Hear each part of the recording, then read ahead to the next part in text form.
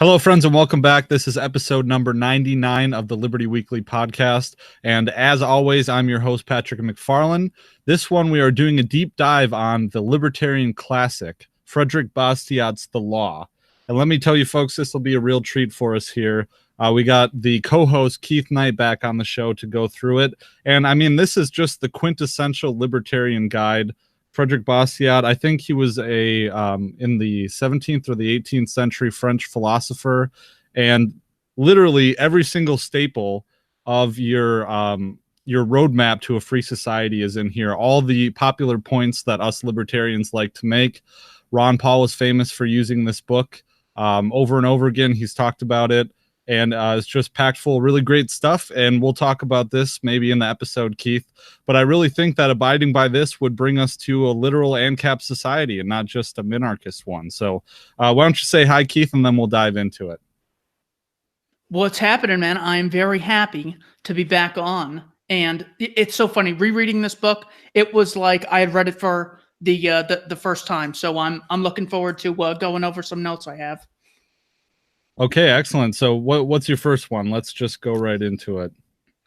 So what he refers to the law as law is common force organized to act as an obstacle to injustice. Law is organized justice. And the function of law is to protect the free exercise of rights and to prevent any person from interfering with the free exercise of the same rights by any other person.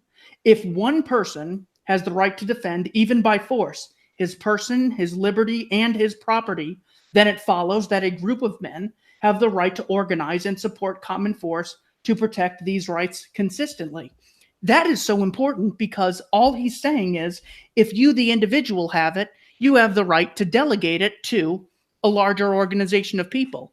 What he doesn't say is, you gain more rights when you do things through government. So you don't have the right to tax, but a group of people voting then have the right to tax and regulate and bomb and enforce minimum wage laws.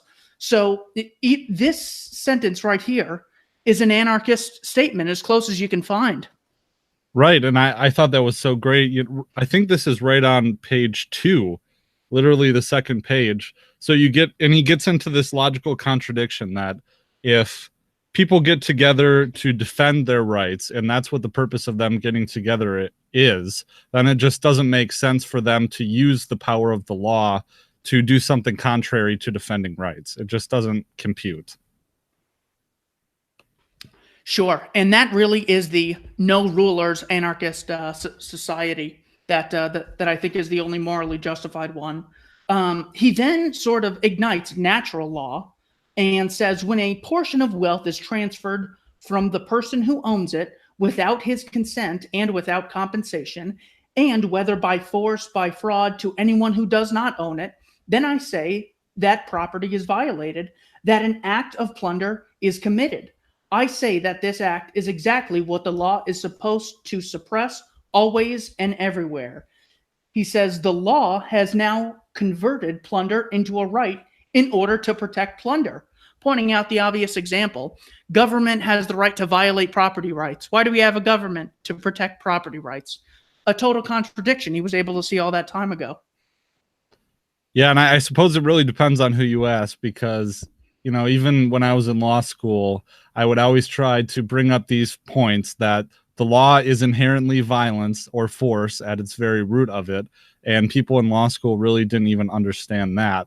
So, back in the day when we had the founding fathers going over what the purpose of government is, they would say, well, at least we have it in writing, that the purpose of government is to, secure our life, liberty, and property. Some people don't believe that anymore, I suppose, but we have that foundation. He goes on to say the law has been perverted by the influence of two entirely different causes: stupid greed and false philanthropy. So there are people who are inherently immoral and some people with good intentions who are engaging in immoral actions without really, having gotten a good grasp on the philosophy of what the law is. He says they wish to live and prosper at the expense of others. Citing the origin of plunder, he says, man is naturally inclined to avoid pain. It follows, then, men will resort to plunder whenever plunder is easier than work.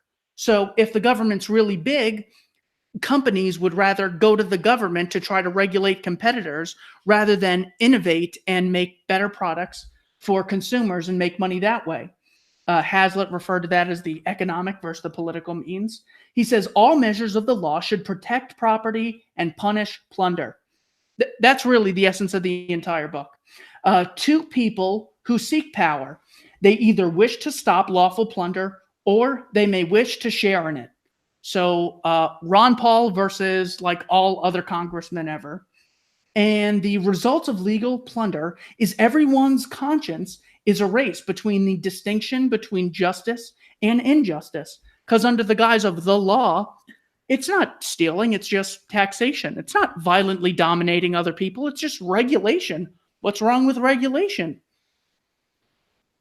Correct. And you really get into the seen versus the unseen in here too. When I don't know if Bastiat did he bring it up in the law, the seen versus the unseen? I don't believe so. Well, it's inherent in here. You know, you would have people all throughout society who believe that they are doing good. All they see is, oh, we have built this public school and now all the people will come and be educated. But what they don't see is the money that people otherwise would have in their pocket had we not forcefully extorted them from their funds, or they don't even see the violence itself. So they don't make this connection. They don't make the connection between they think they're doing good by providing something for society.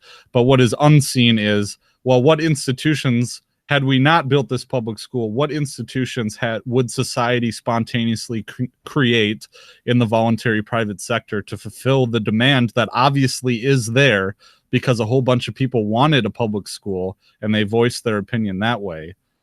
So they don't see that the market could have addressed this. They could have done it better. They could have done it without this violence. So there's a lot of things that they don't see, but the thing they do see is the public school.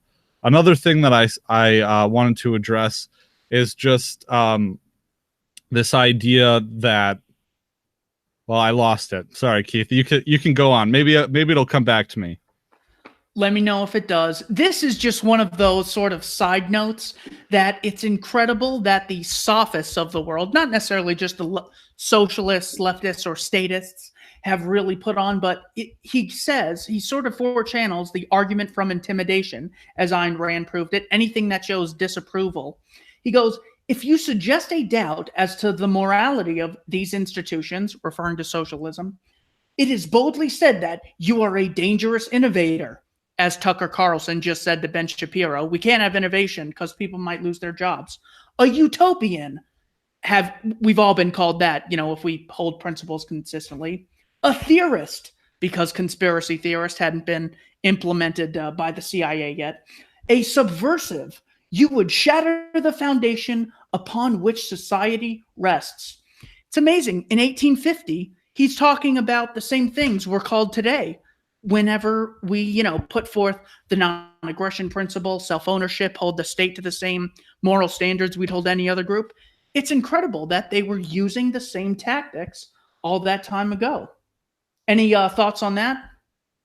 Yeah, he does it again later on in the book. I have the fee edition. I don't know if you can see in the video version. It's just the fee pamphlet edition. I have another Bastiat reader that has a lot of his other selected works in it too. But you also get this, let's see here. This common argument that socialists will put out is that mankind is inherently dangerous and they can't look after themselves. Mankind is inherently evil. Yet we need to take a select few people from mankind, which is inherently evil, and give them the power to rule over everyone else. It's the same stuff that we're hearing centuries later, just in a different lexicon, I suppose. That's one of my favorite parts in the book that I have notes on later. One of my favorite debate moments ever. Tom Willicott is debating Larkin Rose, and he goes, it's just, I just don't trust people. I've seen so many bad things in all my years of doing all this stuff. It's just people are bad. People are greedy. And then he just stops talking, and Larkin goes, "What species do you want running government?" And that was just my favorite mic drop. The lizard people. I know. He then goes on to talk about universal suffrage being a sacred dogma, which it is a crime to examine or doubt. Why are women and children prevented from voting? He asks. That's an interesting statement to make, because simply that is extending humanity. So, like, if voting is inherently good, shouldn't we extend it to not just men, but women and children? Because the children are affected by it, not like the fetuses of the world, but at some point at 10, in 1850, 10-year-olds are working, 10-hour days. So that is really a lot of what we suffer with today. It's that we have trouble extending morality to the Vietnamese people or the Muslim people or the people in Yemen, or extending morality to government employees. If I can't do it, we should extend that to those people with badges. He goes on to say, if the law were confined to its proper functions, everyone's interest in the law would be the same. So you wouldn't really have lobbyists. It would be everyone saying, don't use plunder, don't initiate violence. Plunder expands under the pretense of organization, regulation, protection, or encouragement. All things we hear today. We can steal because we as a society need to do things together. We need to regulate industries. We need to protect industries from foreign competition. And we need to encourage people to make their lives better. Under these circumstances, every class will aspire to grasp the law. And it's amazing. He says, now, the best place that the law is correctly practiced in 1850, he said, the United States. No country in the world where the law is kept more within its proper domain, the protection of every person's liberty. There are two issues, however, in which the United States falls short: slavery and tariffs. Talk about a guy ahead of his time. Right. Slavery is a violation of the law of liberty. The protective tariff is a violation by law of property. Unbelievable. He was able to see that in his time, when it would have been so easy for him to say, well, that's the law there. Without it, they wouldn't have the cotton industry. The slaves are so dumb at this point. If they were set free, that's a utopian idea. He was still consistent back then. Another really great point that he brings up is the idea of the law or the state being the loaded gun in the room. And I really love this point, and I really keyed into it when I was reading it for this episode. But all across the country, the state that of politics in the United States at this current juncture, everything is politicized. Bathrooms are I would challenge you to think of one thing that you do throughout your day, or one thing in this world that is not politicized in some way, shape, or form. This is a double-edged sword, because on one hand, it is creating a climate in the United States of division, and division can be good or bad. Division in the sense of divide and conquer is bad, where people in the United States, are fighting. They're so focused on fighting the blues or fighting the red that they are not paying attention to the government itself and what the government is doing. So in that sense, division is bad.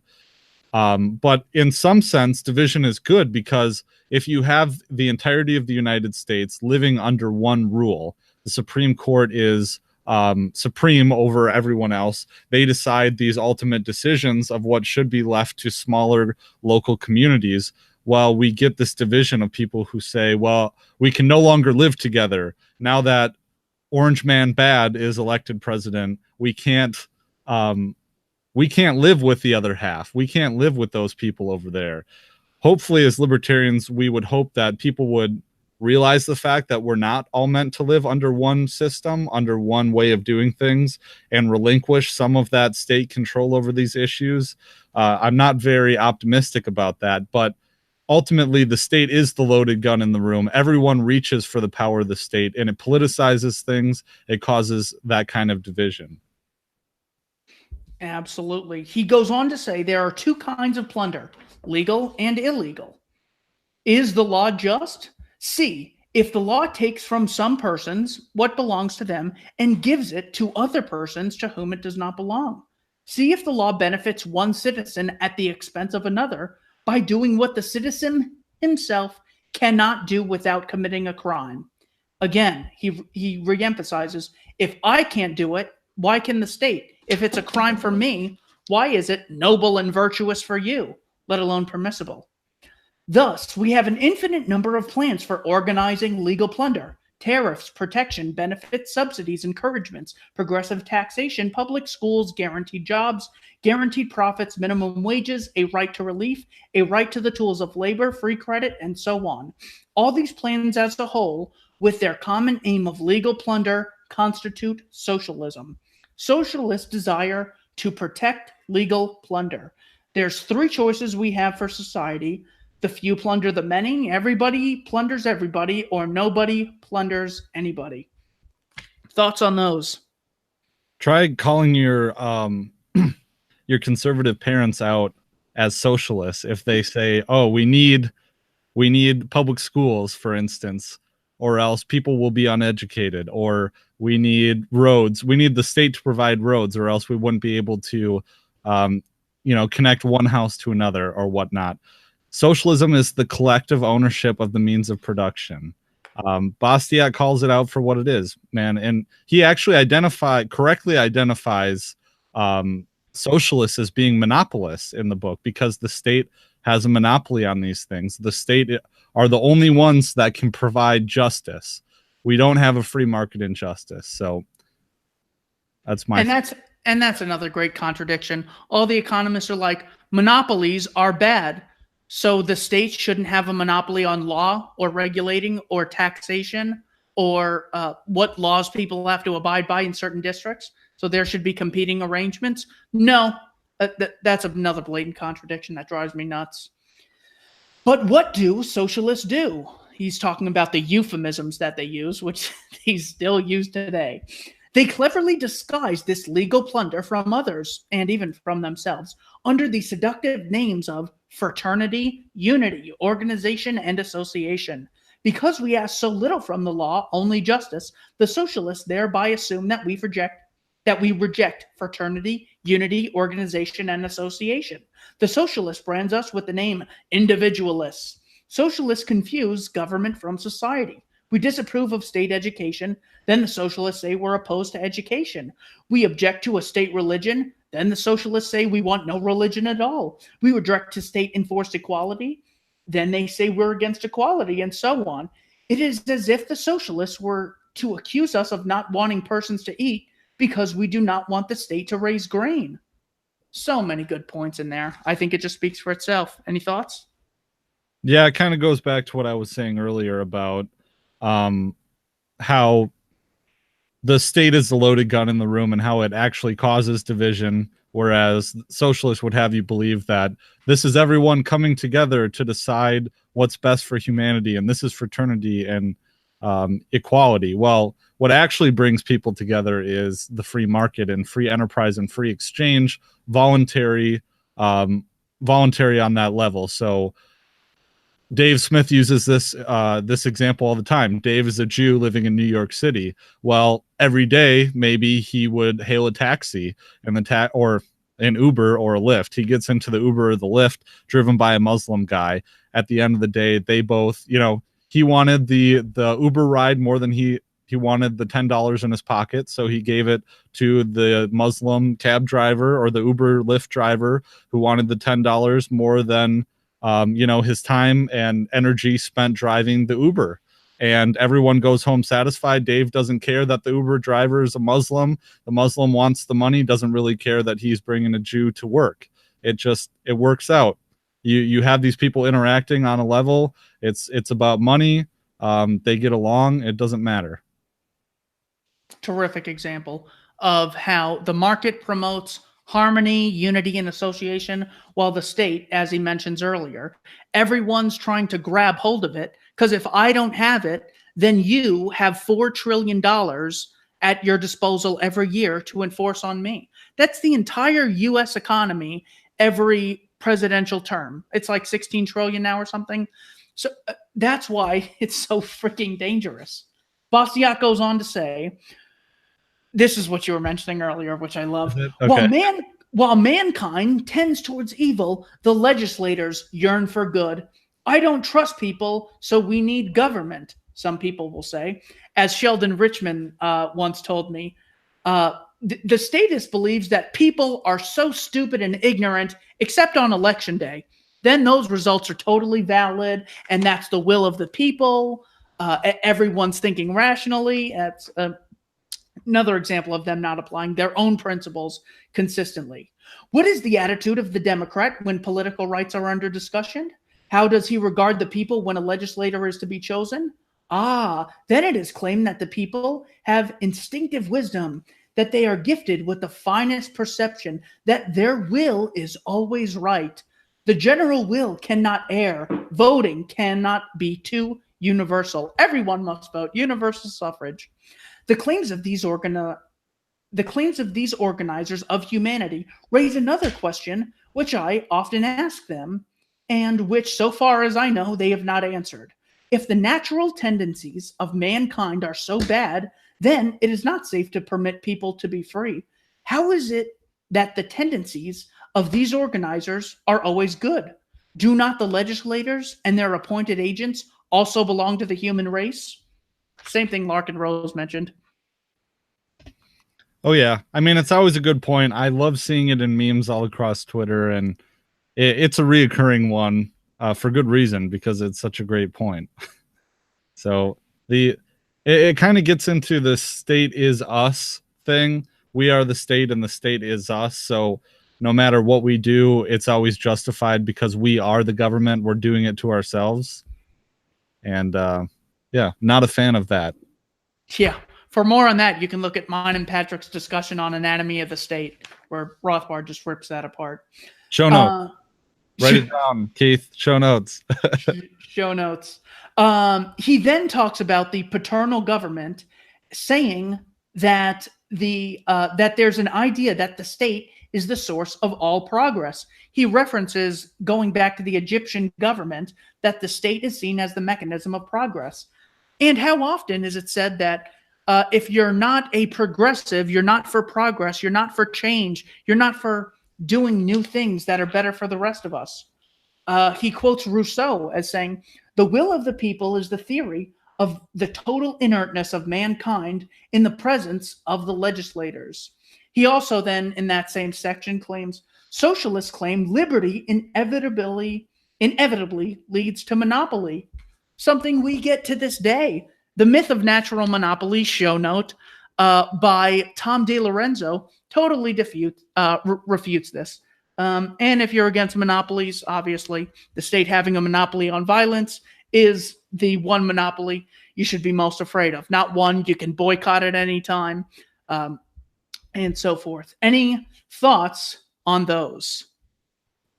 No, I think I got that. I'm writing the show notes down. I tracked it down in the meantime. That is our episode on Anatomy of the State, which was a very enjoyable one, if I do say so, was libertyweekly.net/LL6. The letters LL and the number 6 for Liberation Library 6. And that'll be in the show notes page as well, along with Tom DiLorenzo link, Amazon affiliate link to Tom DiLorenzo's The Myth of Natural Monopoly. So that sounds great. Bastiat then clarifies his position. "Please understand that I do not dispute their right to invent social combinations, to advertise them, to advocate them, and to try to put them upon themselves at their own expense and risk. But I do dispute their right to impose these plans upon us by law, by force, and to compel us to pay for them with our taxes." That's 1850s for taxation is theft. "They need only to give up the idea of forcing us to acquiesce to their groups and series. I ask only that we be permitted to decide upon these plans for ourselves, that we not be forced to accept them directly or indirectly if we find them to be contrary to our best interests or repugnant to our consciences." That's the ultimate regulation that a society needs, the ability to opt out, not an FDA. The main thing is I have to be able to not fund the FDA if I read, Death by Regulation by Mary J. Ruwart, where she says the FDA is killing millions of people by stopping things from coming on the market. He finishes by saying, "If persons are incompetent to judge for themselves, then why all this talk about universal suffrage? Any thoughts on those? Well, I was going to pick apart. So what he was saying about, okay, if you like the way that, if you like worker owned factories or organizing society in that way, collectivities, socialism in that certain sense, the workers own the means of production, cooperatives, XYZ, that's actually kind of called mutualism, which I don't think that we have any beef with on a level, do we, Keith? I don't at all. Yeah, right. So mutualism works as long as it's voluntary. And if you think that that is a better system than capitalism, pure capitalism in our certain sense, individualist capitalism, go ahead and do that. That's fine. Just leave me out. In fact, if it would benefit me to be part of a worker-owned cooperative, then I would totally do that. Sheldon Richman had that great point about it in his recent debates at the Soho Forum. And this has been all over libertarian podcasts in the last few weeks. Do you recall this, Keith? He was on Dave Smith talking about Sheldon Richman had this debate against a socialist. And you mean Gene Epstein? Oh, yep, Gene Epstein. I confused the two. Sheldon Richman is from the Libertarian Institute, of which we contribute to. But sorry, so I got the name script mixed up. This is Gene Epstein had that debate, and he made this point over and over and over and over again ad nauseum. And he really destroyed the socialist guy just by saying, hey, if you like worker-owned collectivities, why can't you have that? Show us that it's a better path forward, please. By all means, just give me an opt-out. Absolutely. There's nothing wrong with the workers owning the factors of production. But then again, it assumes that people who own don't work, and it assumes that workers can't buy stock in their company or other companies. So I think all of socialism is a total lie. But because there's nothing that a socialist can't have in a private property society that we would totally be against. I'm just thinking, I think Michael Moore said, look, here's this example of the workers owning the factors of production. And all he's showing is that socialism can happen voluntarily in a capitalist society. He's a total moron who can't see his hand in front of his face. Another thing is that just because you're an owner doesn't equal good. You're taking more risk, and you have to spend you have to bear the cost of the operation. You have to come up with the ideas. You have to find the customers. You have to be on the phone at all hours of the night. Anthony Cumia was talking about this the other day. He goes, I loved just coming in, doing my show, and then going home. But now that I own my own business, I'm having to talk with all these people, having to make all these deals, which I suck at. And it's like, yeah, if you just want to show up and work without being an owner, then you should be allowed to. What the heck is wrong with that? So yeah, I think the socialist is fighting the wrong battle on that. I think they should just accept we're right. Yeah, wouldn't that just make everything great? That would make everything great. Bastiat does make a reference to economics. He's saying, essentially, economics is the science of determining whether the interests of human beings are harmonious or antagonistic. This is sort of foreseeing that if two people voluntarily trade, they do so because doing so will make both of them wealthier, which increases wealth. Forcing one party to participate destroys the wealth of that person, increasing the wealth of the other person, the coercer. He says, this must be known before a science of politics can be formulated to determine the proper functions of government. He then gives a warning, saying that they will advocate, quote, guaranteed minimum of clothing, housing, food, and all the other necessities of life in order to usher in a socialist statist enterprise. Any thoughts on that? Does that sound like the universal basic income to you? That's exactly what that is. Or that's FDR's, right to health care, right to all this. And that's exactly what Bernie Sanders, every time he says, we have the right to health care. When really, you do have the right to health care, which means I have a right to get health care from someone without a group of psychopaths called the Food and Drug Administration or OSHA violently stopping us. So he doesn't know what positive rights are. Or negative rights, for that matter. Then again, he's still probably the smartest democratic socialist there is. Well, we saw Ocasio-Cortez say that the three branches of government are the House, the Senate, and the presidency. And she referred to them as chambers, even which was the best part. Where do they find these fucking people? Sorry for the expletive. I've been trying not to swear on the podcast, but where do they find these people? I really have no clue. I mean, but the thing is that she is smart in a certain way. She knows her demographic. I think she really does.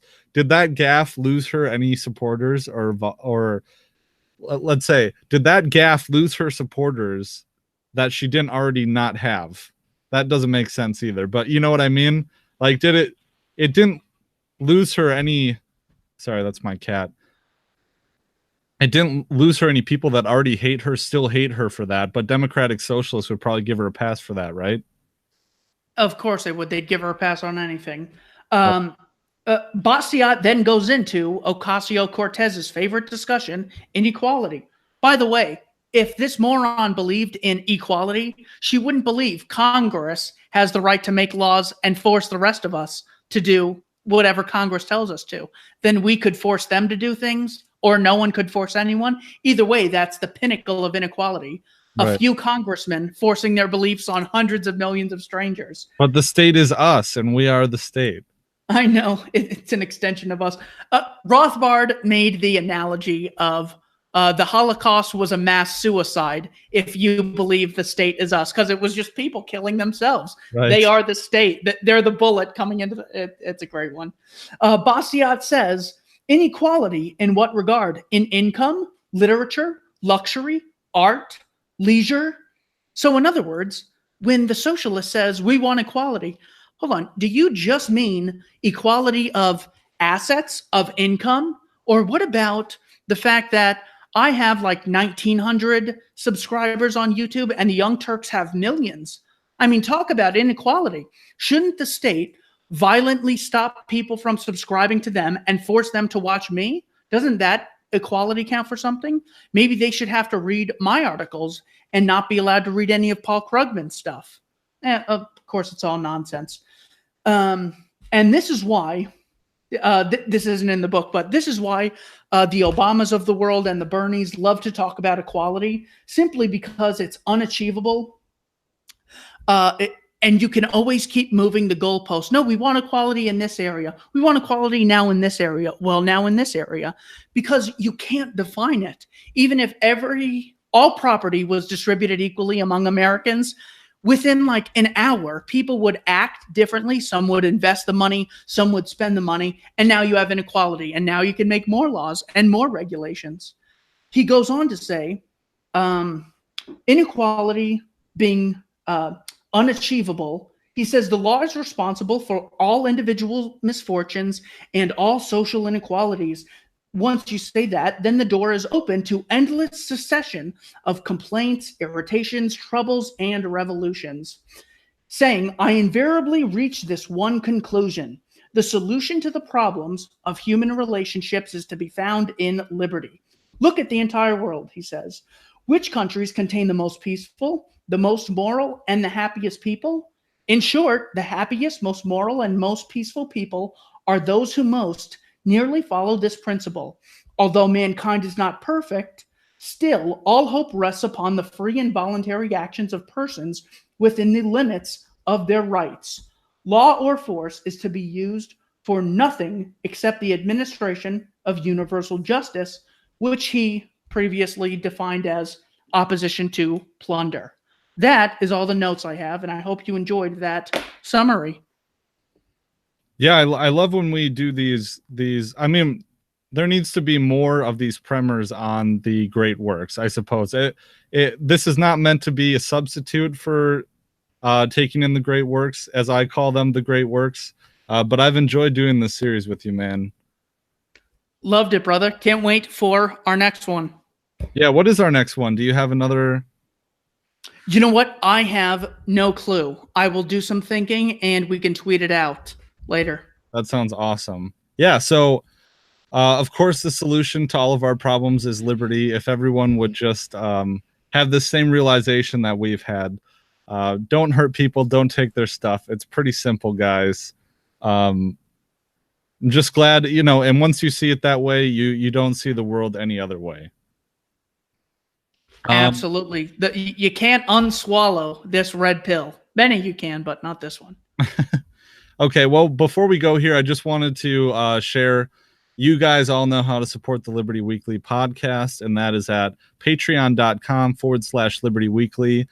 You can see here, Patreon, this is my dashboard, but we have a new patron, and that is Josh Bond, has joined us and decided to help supporting us at the $1 a month tier level. For that, you get a shout out on the show just like this, and also a personalized email from me, which thank you so much, Josh. Really appreciate the support. I know that you've been interacting with the show and listening for a while as well, so that is great news. Apologies, I haven't gotten a show out. I've been dealing with a lot of personal stuff here. So looking forward to putting out more content with Keith. Also, don't forget to visit us at libertyweekly.net/Amazon. There's Amazon affiliate links as well as an Amazon affiliate link button here. That helps to support the site, also to help me pick up some books so that we can do reviews like this. So I think that's just about everything, Keith. I think that I want to throw up one of your interviews next. So we'll have this one come out, and then we'll do an interview next later on in this week. So till next time, though. Peace out.